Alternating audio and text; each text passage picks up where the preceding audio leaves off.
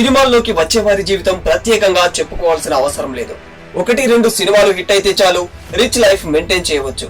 కానీ ఇక్కడ అవకాశాలు రావడమే ప్రధాన సమస్య. వరుసగా హిట్లు కొట్టే వారి గురించి అందరూ మాట్లాడుకుంటారు. 1-2 ఫ్లాప్లు పడ్డాయంటే చాలు, వాళ్ళ వైపు ఏ ప్రొడ్యూసర్ కూడా కన్నెత్తి చూడడానికి సాహసించరు. ఈ క్రమంలోనే ఇండస్ట్రీలో ప్రయాణం కూడా అంత సులువేమి కాదు. కొందరు ఎన్ని అవమానాలు ఎదురైనా తట్టుకొని నిలబడి సక్సెస్ అవుతూ ఉంటారు. మరికొందరు చిన్న చిన్న సమస్యలనే దాటలేక వెనుదిరిగి వెళ్లిపోతూ ఉంటారు. అలా వెళ్లే వారిలో కొందరు జీవితంలో ఫెయిల్ అవ్వగా మరికొందరు వేరే రంగాల్లో రాణిస్తూ ఉంటారు. అయితే ఈ జాబితాలోకి వస్తుంది ప్రముఖ బాలనటి కీర్తన. ఈమె పలు సినిమాల్లో నటించి సత్తా చాటింది. ఇక ఇంతే లైఫ్ అనుకోకుండా పట్టు వదలకుండా శ్రమించి ఏకంగా IAS కు ఎంపికై చాలా మందికి ప్రేరణగా నిలిచింది. వివరాల్లోకి వెళితే హెచ్ఎస్ కీర్తన ఒక పాపులర్ చైల్డ్ ఆర్టిస్ట్. తెలుగుతో పాటు పలు భాషల్లో నటించింది.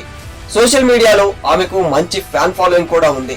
కర్పూర గొంబె, గంగా యమున, ముద్దిన అలియా, ఉపేంద్ర, ఏ, కానూరు హిగ్గాదాటి, సర్కిల్ ఇన్స్పెక్టర్, ఓ, మల్లిగే, లేడీ కమిషనర్, హబ్బా, దొరే, సింహాద్రి, జనని, చిగురు, పుటాని ఏజెంట్, పుతని వంటి సినిమాల్లో చైల్డ్ ఆర్టిస్ట్ గా నటించింది. వరుస అవకాశాలతో బిజీగా గడిపిన ఆమెకు ఇండస్ట్రీలో సంతృప్తిగా అనిపించలేదు.